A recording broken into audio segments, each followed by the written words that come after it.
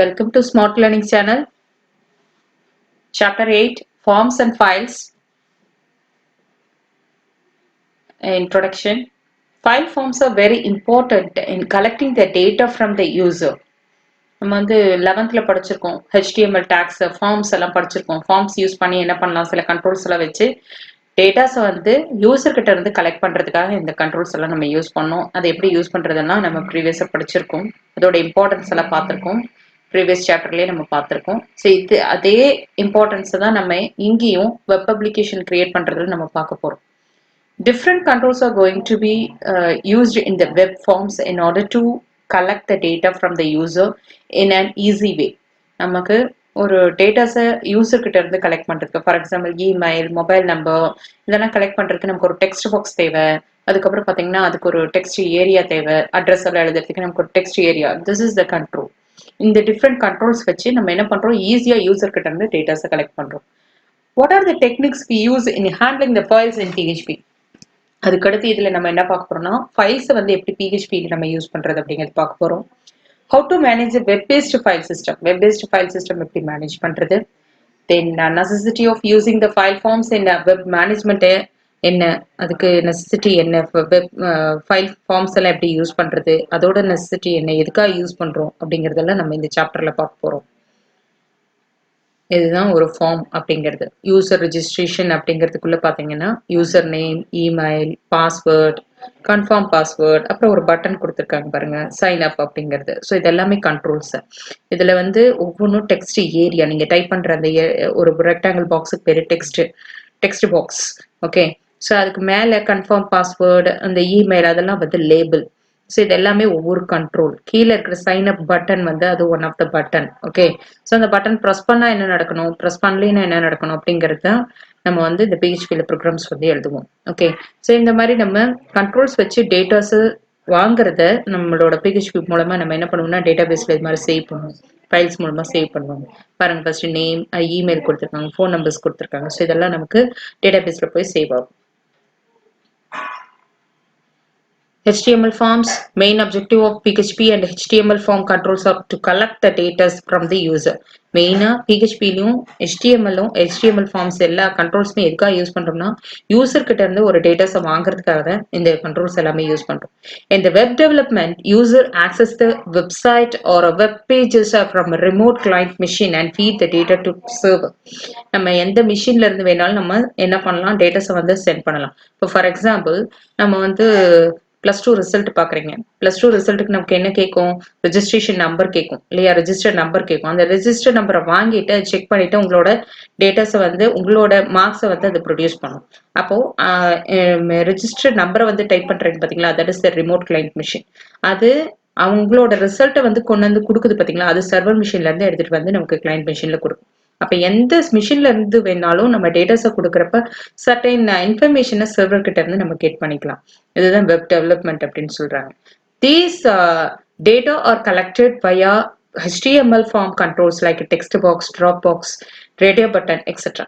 So அப்போ எப்படி வந்து எந்த கண்ட்ரோல்ஸ் மூலமா நம்ம கலெக்ட் பண்றோம் அப்படின்னு பார்த்தீங்கன்னா அதுக்கு examples text box, drop button box, then radio buttons.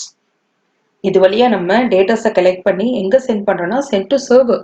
Using server side programming. PHP வழியா நம்ம சர்வர் சைட் ப்ரோக்ராம்ஸ் வந்து பண்ணி அதுக்கு என்ன ரெஸ்பான்ஸ் பண்ணணும் அப்படிங்கிறதுக்கு கோடிங் பண்ணுவோம்.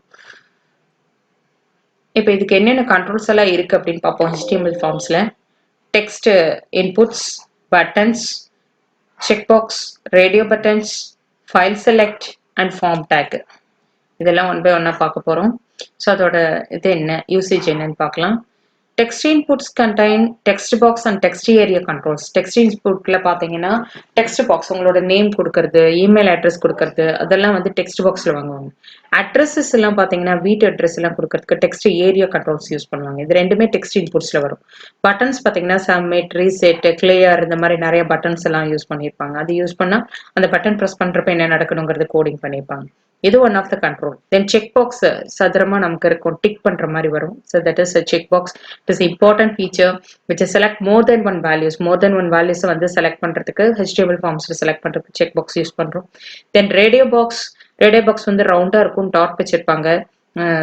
செக்ஸ் அதாவது மேல் ஆர் ஃபீமேலா அப்படிங்கறத செலக்ட் பண்றதுக்காக ரேடியோ பட்டன்ஸ் வந்து யூஸ் பண்ணுவாங்க. அட் அ டைம்ல ஒன்லி ஒன் வேல்யூ மட்டும் சூஸ் பண்ண முடியும். One value can be chosen at a time. அது radio box. Then file selector. It's a best feature to select one file from the local machine.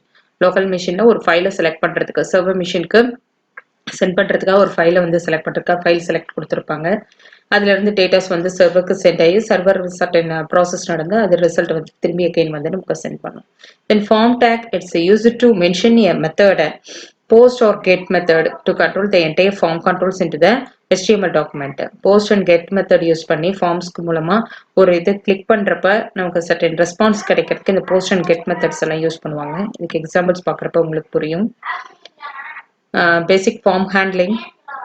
When the user keys the input data in HTML controls, clicks the submit button, the request will be generated and reaches the PHP file which is mentioned in the form tag under the action attribute.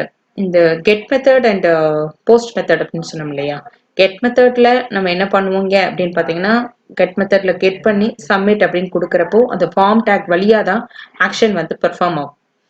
All inputs are synchronized and sent to the server. இந்த get பண்ண inputs எல்லாமே நமக்கு எங்க send பண்றோம் அப்படின்னு பாத்தீங்கன்னா சர்வருக்கு send பண்றோம். வயா போஸ்ட் மெத்தட் வழியா இல்ல கெட் மெத்தட் வழியா நம்ம சென்ட் பண்ணி மெத்தட்ஸ் அட்ரிபியூட் ஃபார்ம் டேக் வழியா தான் நம்ம இந்த போஸ்ட் அண்ட் கெட் மெத்தட் ரெண்டுமே ஆக்சஸ் பண்ண முடியும். அது வழியா தான் நம்ம சர்வருக்கு சென்ட் பண்ண முடியும். சென்ட் பண்ணி நமக்கு சர்டன் ரெஸ்பான்ஸ் வந்து நமக்கு கிடைக்கும். ஓகே, ரீச் பண்றதுக்காக சர்டன் ரெஸ்பான்ஸ் வந்து சர்வர் கிட்ட இருந்து கிடைக்கிறதுக்காக நம்ம இந்த மெத்தட்ஸ் எல்லாம் யூஸ் பண்றோம். Post method. The input data sent to the server with the post method is stored in the request body of the client HTTP request. இப்போ for example நீங்கள் வந்து ஃப்ளிப்கார்ட்டில் ஒரு ஏதாவது ஒன்று ஆர்டர் பண்ணுறீங்க, வாட்ச் வந்து ஆர்டர் பண்ணுறீங்க. அப்போ எந்த வாட்ச்ன்னு செலக்ட் பண்ணுறீங்க பார்த்தீங்களா, அது செலக்ட் பண்ணுறப்போ நமக்கு சர்வருக்கு போகும். நீங்கள் செலக்ட் பண்ண அந்த பர்டிகுலர் ப்ராடக்ட் வந்து நமக்கு சர்வருக்கு போகும்.